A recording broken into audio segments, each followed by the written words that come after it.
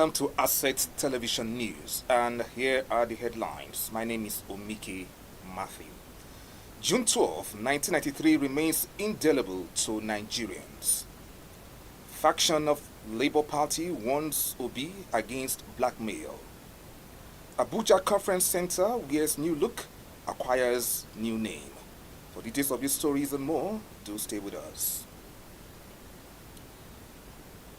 Option A4, deployed in 1993 by Professor Humphrey Nwosu-led National Electoral Commission (NEC), has been described as deliberate means of eliminating election rigging. This was the views of former governor of Imo State, Right Honorable Emeka Ihiedoha, during the first inaugural lecture of National Association of Political Correspondents, NAPOC, in Abuja. Ihiedoha said option A4 cannot be erased from the minds of Nigerians, as it remains an indelible mark in the minds of all those who participated in 1993 general elections. And what was option A4 all about? If you cast your vote, it will be counted and announced there and then. The results are announced and the question of manipulation does not arise. And I think now today we talk of glitches. Today we talk of rigging. Under option A4, you cannot. You cannot. And so it gave us a sense of being, a sense of immortalization, a sense of deepening democracy. And it's important, I've been told, that you began this annual series of lectures in memory of Professor Humphrey Nwosu, the man that jump-started it, that brought his academic excellence to come and define a new Nigeria. On his part, Professor TONI IREDIA said June 12 election remains the best ever conducted in the history of Nigeria. He also advocated the use of option A4 by political parties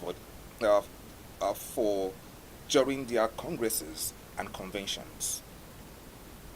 But I'd like to start by clearing a little bit of what I call a misconception of the term option A4.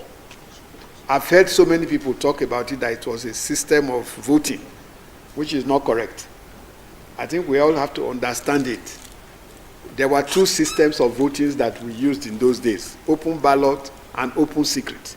So option A4 was not a voting system. It was an arrangement which made it possible for election results to be known on the spot at each stage, and which also made it possible for people to evolve from grassroots to the highest level. And at each stage, an election had been done, a result had been announced on the spot, the person who won at that spot had been known. And therefore, we were able to know the difference between results and declaration of winners. IREDIA emphasized that option A4 was not a voting system, but a method put in place to eliminate rigging.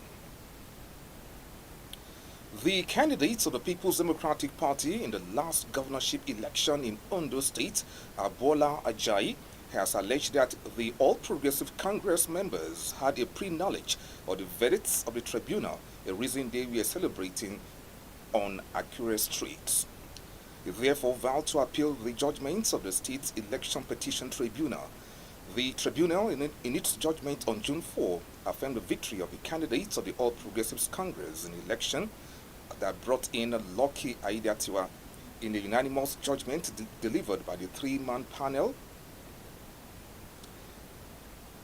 In a unanimous judgment delivered by the three-man tribunal led by Justice Benson Obu, the tribunal dismissed the petition of Ajayi and other petitioners on the grounds of incompetence, lack of merit, and diligence.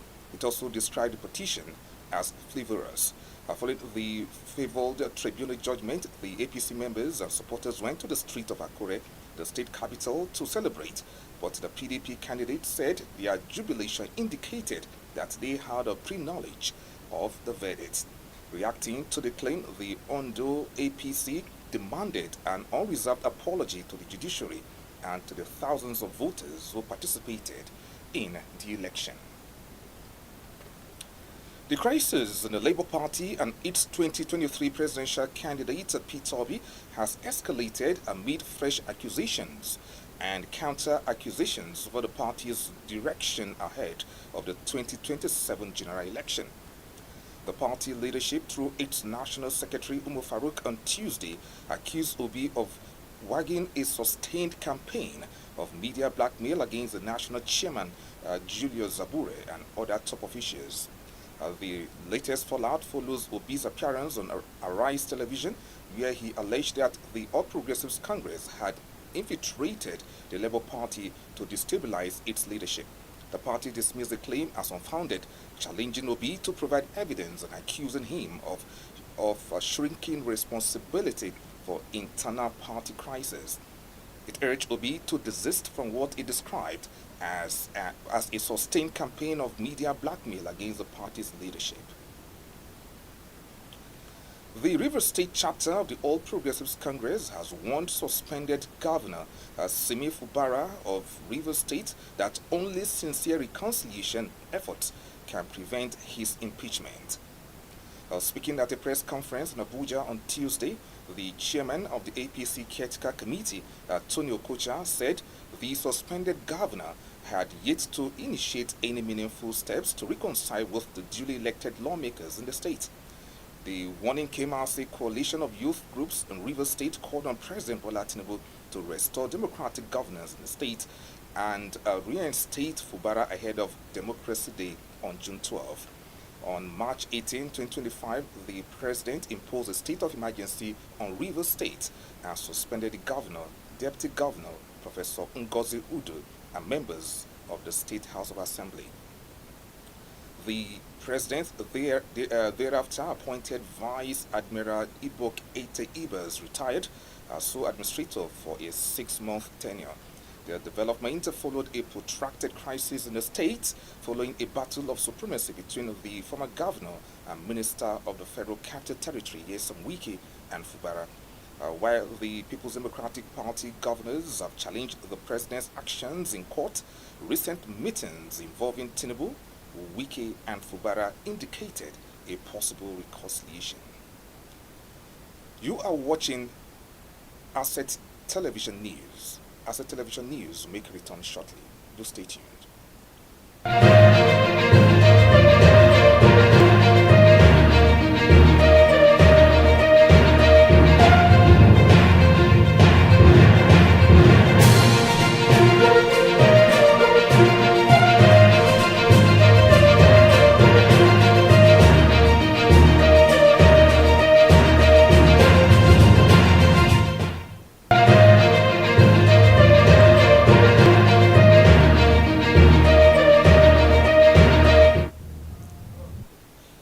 Welcome back to Asset Television News, and now the rest of the stories.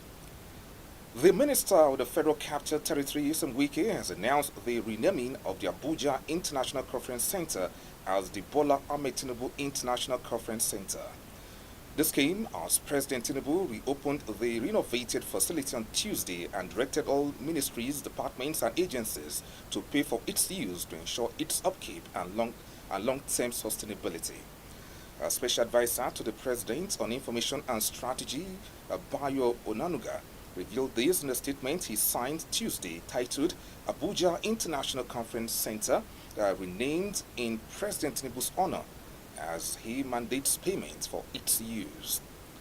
Recalling his previous visit to the center during the ECOWAS Parliament Conference in April 2024, the President recounted his shock at its poor state. Under the Renewed Hope agenda, Tinubu further assured Nigerians of his administration's determination to revitalize infrastructure across key sectors, including transportation, healthcare, education, energy, and urban development. The Nigerian Army has successfully trained no fewer than 604 special forces in the 8th session of its flagship program, Exercise Restore Hope, aimed at enhancing national security. The 6-month specialist training, which took place at the Nigerian Army Military Training Center in Kachia, Kaduna State, covered both kinetic and non-kinetic aspects of modern warfare. Represented by the General Officer Commanding 1 Division, Nigerian Army, Major General Myreso Sarasu, the COAS noted that the soldiers had acquired critical combat skills such as marksmanship, weapon handling, and precision targeting. He further explained that the soldiers were carefully selected from various units and formations of the Nigerian Army and would soon be deployed to strategic locations to boost operational efficiency in active theater of operations. And now to the foreign scene. Los Angeles police say they are conducting mass arrests after Mayor Karen Braz declared a curfew for parts of downtown. Braz imposed the curfew at 8 p.m. local time in response to looting and violence during protests against immigration raids. Meanwhile, Texas, the governor, has deployed the National Guard ahead of planned protests. Demonstrations have spread to other cities in the U.S., with multiple arrests in New York. Earlier, California Governor Gavin Newsom said President Donald Trump had inflamed a combustible situation by deploying the National Guard.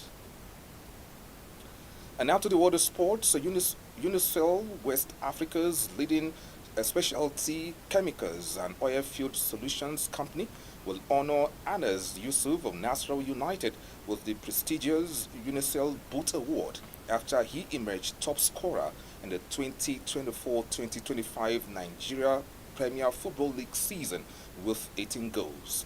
The award ceremony will take place on Friday at the Radisson Blue Hotel, GRA Ikeja, Lagos, where Yusuf will be presented with a 3.6 million naira cash prize, calculated at 200,000 naira per goal, the hallmark of the Unicel Boot reward structure. And now, in its 7th year, the Unicel Boot has become one of the most coveted accolades in Nigerian football, shining a spotlight on the league's top strikers, reinforcing corporate support for domestic team. And that ends the news. Don't forget to follow us on all our social media handles. On behalf of the news crew, I am Omike Matthew, and thanks for watching.